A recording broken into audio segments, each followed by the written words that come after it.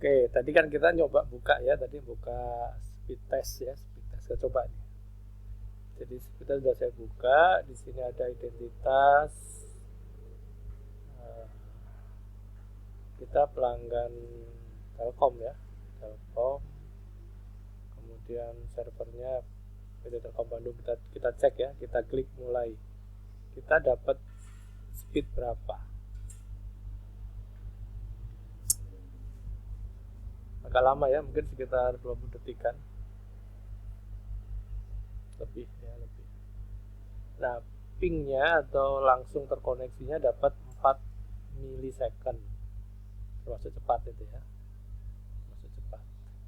Kemudian kemampuan download atau unduh 4,77 megabyte per second. Nah, sekarang yang upload atau unggah, kita lihat dapat berapa.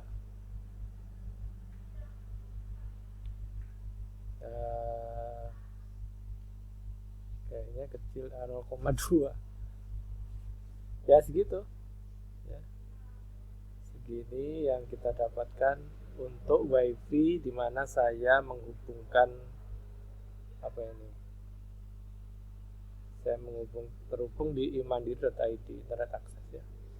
Jadi kalau Anda merasanya kenapa kok lambat-lambat sekali, silakan di speed test, kemudian di capture ya, di screen capture, di print screen, di capture gambar ini, kemudian silakan ditunjukkan bahwa saat ini kondisi kecepatan internetnya segini gitu, untuk melengkapi misalnya kok kecil sekali, terus bagaimana solusinya dan seterusnya. Nah, itu biasanya pengukuran kecepatan ini dipakai sebagai pelengkap data ya.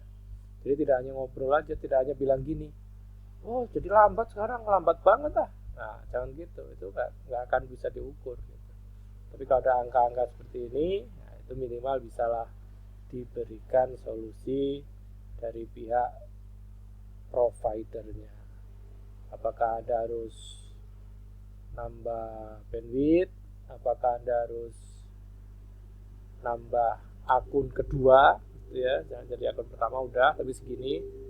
Efektif mana, nambah bandwidth atau nambah satu akun lagi? Nah, silahkan didiskusikan dengan pihak penyedia layanan internet.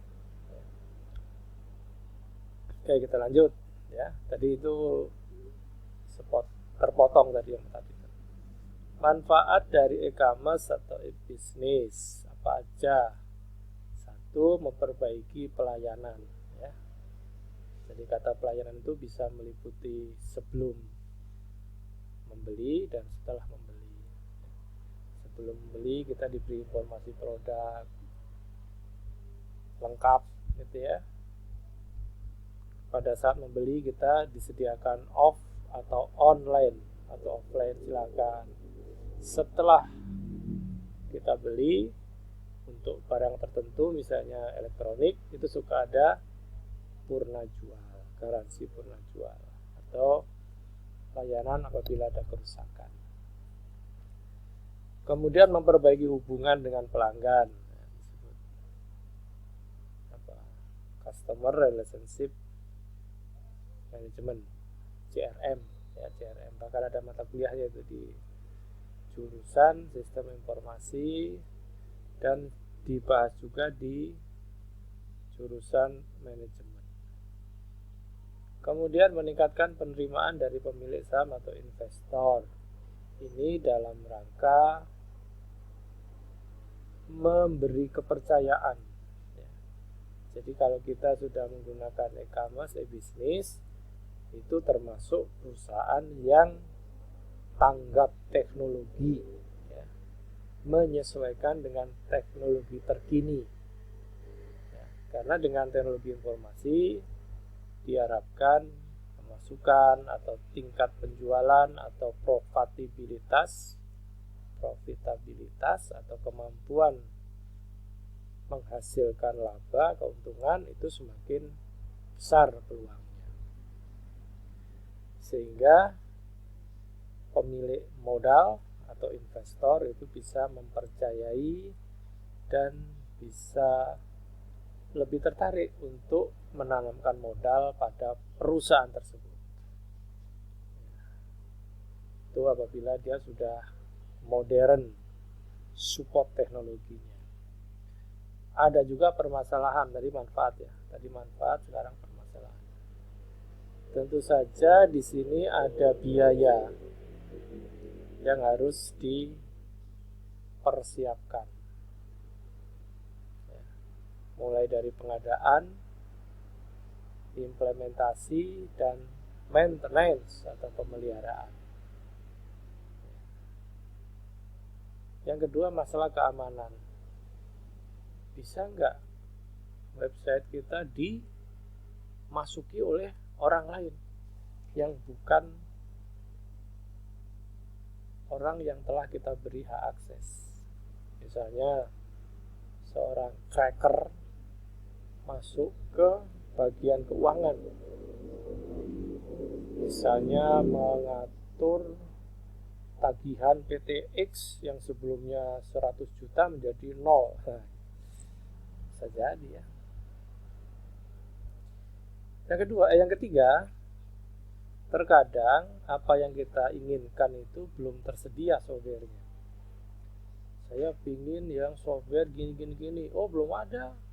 Mau bikin belum siap, mau beli duitnya ada ya, tapi barangnya belum ada. Nah, ini yang ketiga, ini yang kita sebut dengan ragu-ragu gitu. Ya. Duit sih ada, tapi barangnya nggak ada. Ya. Belum ada yang seperti itu.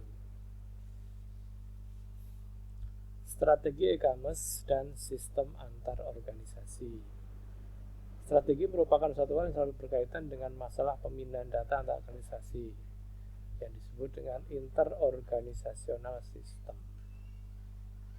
Salah satunya namanya electronic data interchange, pertukaran data elektronik.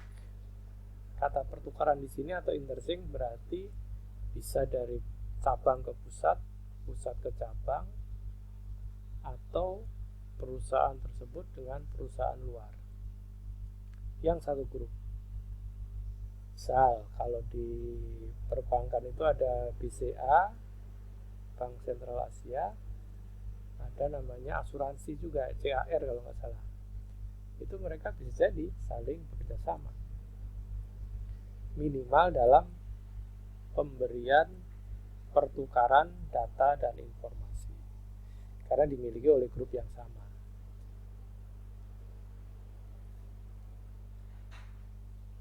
Penerapannya di intranet. Intranet merupakan jaringan internal yang menggunakan fasilitas internet. Intranet ada juga yang menyebutkan mengakses internet lewat LAN.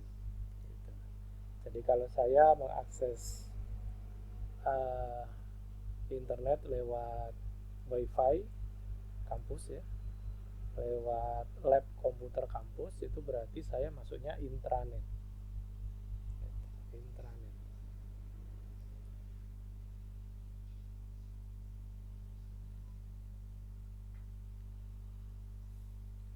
Di internet juga bisa ya diterapkan e-commerce atau e-business. Karena kata internet tadi tidak selalu kampus ya, perusahaan juga Anda mengakses dari dalam kantor itu juga intranet. Nah, jadi seperti ini intranet.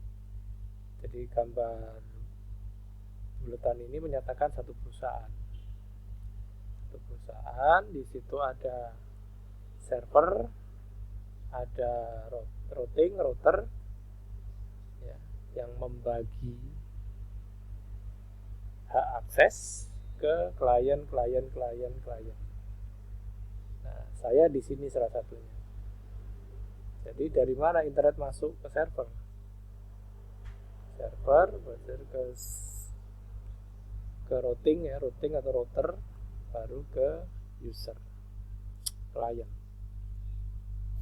Yang kedua dengan menggunakan extranet.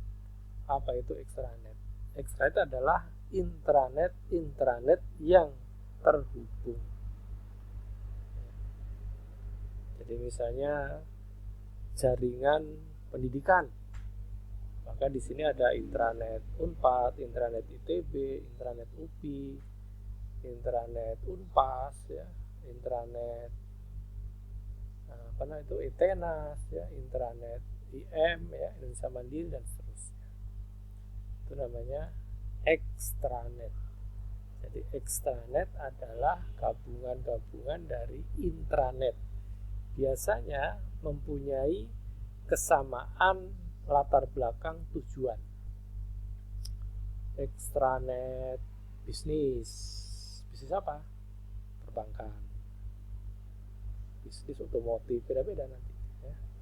Kalau pendidikan ya kampus-kampus tadi, ya, terhubung. Jadi tujuannya untuk membangun sistem antar. Dia ada kata antar. Antar itu berarti organisasi 1, 2, 3, 4, 5. Antar mereka bagaimana?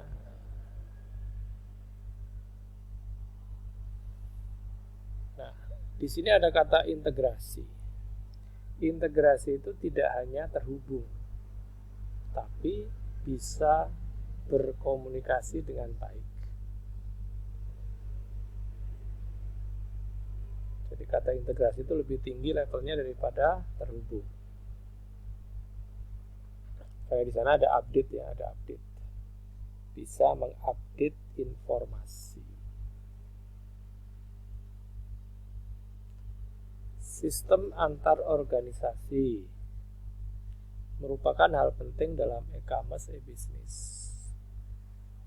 Perpindahan sejumlah besar data dengan cepat dan aman merupakan aplikasi teknologi informasi yang penting untuk dapat bersaing. Jadi di sini kata bersaing itu untuk memenangkan keunggulan, mendapatkan keunggulan dibandingkan perusahaan lain melalui aplikasi teknologi informasi. Jadi kalau misalnya ada toko yang tidak punya akses informasi kecuali nomor telepon, gitu ya, nah, maka itu sangat disayangkan. Jadi biasanya minimal ada email, minimal ada IG-nya, ya, Instagram-nya, atau ada juga ada website-nya kalau itu memungkinkan, ya. Tapi kalau kondisi saat ini wajar, ya, mempunyai IG, mempunyai Facebook, mempunyai Twitter, mempunyai web page, ya, atau mempunyai YouTube, mempunyai kanal di YouTube, itu biasa. Justru yang tidak biasa adalah yang hanya perusahaan atau mungkin perusahaan kecil, ya, yang nggak punya kanal apa-apa untuk informasi kecuali nomor HP, nomor telepon kantor, gitu, ya. Apa keuntungan-keuntungan dalam penerapan sistem antar organisasi? Pertama adalah efisiensi internal. Karena di sini dengan adanya internet, data dan analisanya itu akan membantu membuat keputusan lebih cepat. Saya bukan lebih cepat, ya, lebih cepat dan lebih tepat sasaran. Nah, selain secara internal, bisa juga secara antar organisasi. Jadi kalau selama ini penggunaan komunikasi adalah dengan kunjungan, ya, silaturahmi, datang, gitu, maka ini dikatakan perbaikan. Oh, besok ada kunjungan dari perusahaan ini ke sini. Oh, apa, meeting? Ngapain meeting? Iya, kemarin ada file-file yang belum disampaikan. Kalau ada IT-nya bagus, kirim aja dulu filenya, suruh mereka pelajari. Kalau ada apa-apa, kita buka channel video conference. Nah, kalau memang ada yang sangat-sangat mendesak, kita bisa kunjungan ke sana atau mereka berkunjung ke kita. Nah, seperti itu. Jadi, untuk memastikan komunikasi yang baik, itu maju dulu yang berbasis IT, ya, yang IT kalau sudah deal, nah mungkin baru bosnya aja yang berkunjung.